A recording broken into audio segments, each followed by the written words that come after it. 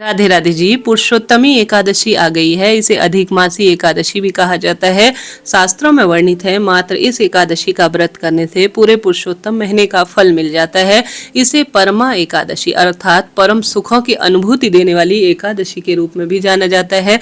कब व्रत करना है, पारण, शुभ मुहूर्त, उपाय, संपूर्ण नियम जो आप बिना व्रत के भी पालन रूप में करते हैं तो आपकी कार्य सभी सिद्ध हो जाते हैं। पूर्ण रूप से यह एक वीडियो आप सुनिएगा और उत्तम जानकारी अपने साथ लेकर जाइएगा। जैसे कि आप जानते होंगे, यह महीना अपने आप में अद्भुत है। जब व्यक्ति कुछ विशेष नहीं कर पाता है तो श्रेष्ठ तिथि में कुछ कार्यों को करने से पितृ प्रसन्न होते हैं और संपूर्ण श्रेष्ठ अनुभूति स्वतः ही हो जाती है। ऐसे में एकादशी व्रत करें या न करें, पर कुछ श्रेष्ठ नियमों का जरूर पालन करें। जैसे कि एकादशी के दिन तुलसी की पत्ती आप नहीं तोड़ेंगे, तुलसी में जल नहीं चढ़ाएंगे। एकादशी तिथि शुरू होने से समापन तक तुलसी में जल नहीं चढ़ाना है, सिर्फ तुलसी में दीप दान किया जाएगा। साथ के साथ तुलसी की मिट्टी को मस्तक पर जरूर धारण करें और तुलसी की जो लकड़ी होती है सूखी, उसे नहाने के पानी में घुमाकर ओम नमो भगवते वासुदेवाय महामंत्रों का ज्यादा से ज्यादा आपको जप करना चाहिए। इसके साथ साथ चावल न तो पूजा में स्पर्श करने हैं, नहीं ग्रहण करना है। एकादशी तिथि शुरू होने से समापन होने तक इस बात का आप जरूर से ध्यान रखें और तामसिक चीजों से परहेज करें।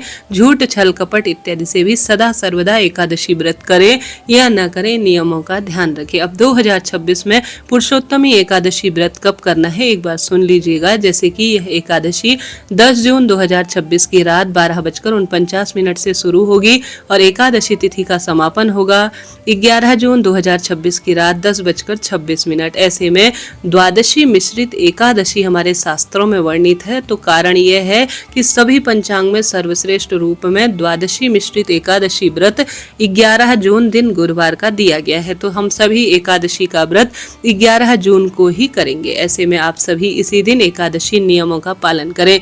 एकादशी का जो नियम है वह 10 जून रात्रि 12:39 से मान्य कर लीजिएगा। यही श्रेष्ठ विधान कहलाता है। हालांकि रात्रि का समय है, इतना परेशान होने की कोई भी आवश्यकता नहीं है।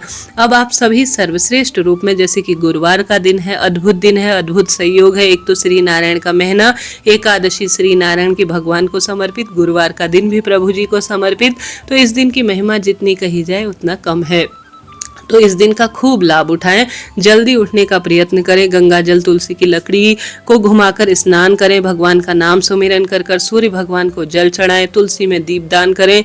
द्वार पर हल्दी मिश्रित जल का छिड़काव कर कर घर पर तुलसी की लकड़ी का दीप दान एकादशी तिथि पर जरूर से आपको कच्चे सूत या रुई या घी में डुबोकर करना चाहिए। तुलसी की लकड़ी को घिसकर हरिचंदन जिसने बनाकर प्रभु जी को समर्पित कर दिया, श्रृंगारित कर दिया, समझ लीजिए भगवान जी उसे शास्त्रों में कहा गया है एक बार गले जरूर लगाते हैं।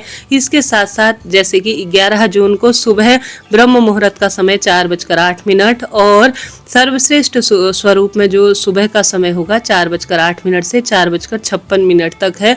सूर्योदय का समय 5:44, सूर्यास्त का समय शाम को 7:08, सौभाग्य योग सुबह 4:02 तक है।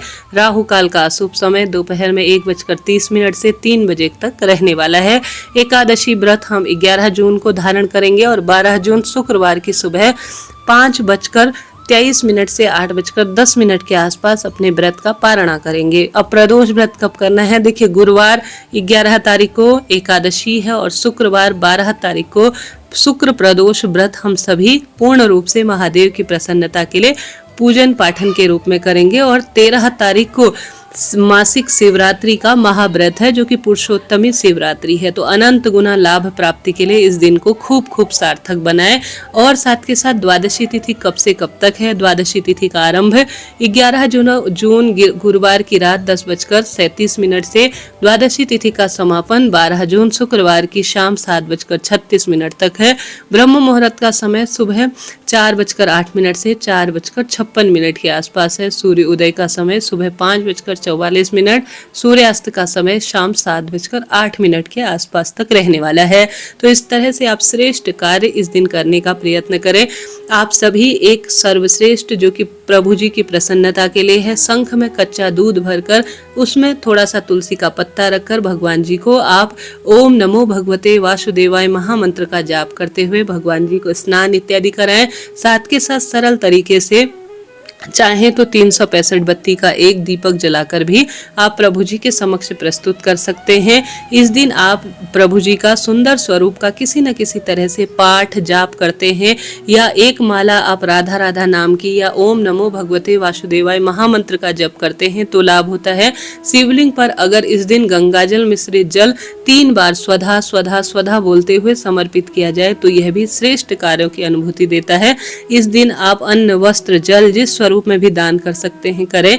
जैसे पवित्र वृक्षों के जल के सिंचन से अलग अलग ही एक अनुभूति होती है। गौ माता की सेवा करें और सर्वश्रेष्ठ रूप में अपनी इच्छा शक्ति सामर्थ्य अनुसार प्रभु जी के व्रत उपवास इत्यादि का संकल्प लीजिएगा। तो इस तरह से मैंने आपको जानकारी दी। जरा सा भी वीडियो उपयोगी रहा हो तो कमेंट्स में राधे राधे जरूर लिखें।